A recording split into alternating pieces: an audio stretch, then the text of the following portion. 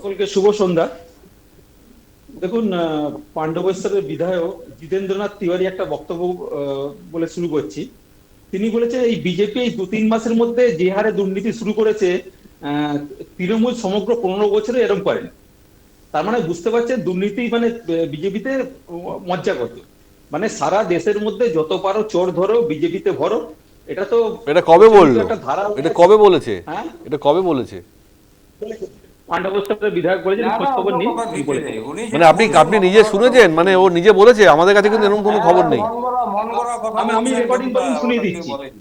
ঠিক আছে। এবার এবার তার তার মানে বিজেপিতে যে চোর টোর আছে, তো শুনুন, মনে করুন পাণ্ডবেশ্বরের বিধায়ক বলেন। এবার চোরেদের যে বিজেপি বিধায়ক বানিয়েছে, নেতা বানিয়েছে, প্রশাসনিক প্রধান বানিয়েছে, চোখের সামনে তো আমরা দেখতে পাচ্ছি।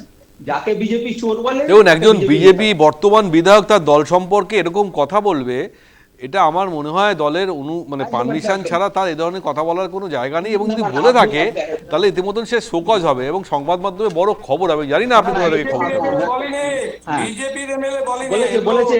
এগুলো একটু তৃণমূলের খোঁজ খবর দেবব্রত নিন। বাবু এটা মন যে গড়া পরিমাণ বলছেন, বিজেপি এটা দুর্নীতি বলেনি। করছে।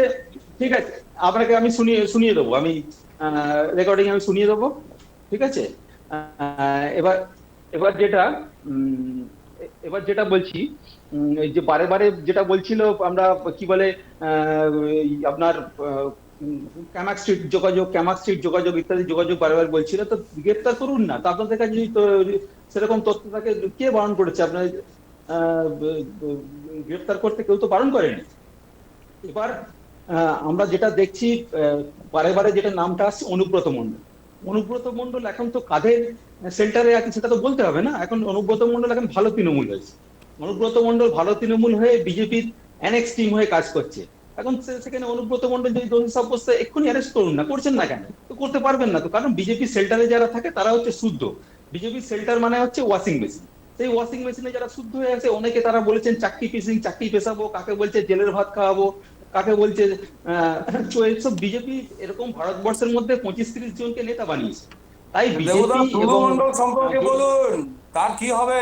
তার ওই যে বলে তুলুমণ্ডল কেতু কোথায় মন্ডল পালিয়ে আছে? ছাড়তে হবে, ওটা বলুন। আরে তুলুমণ্ডল টুলু মন্ডল, তুলুমণ্ডল টুলু ধরা পড়লে তো মন্ডলের সব ফাঁস হয়ে যাবে দেবব্রতদা।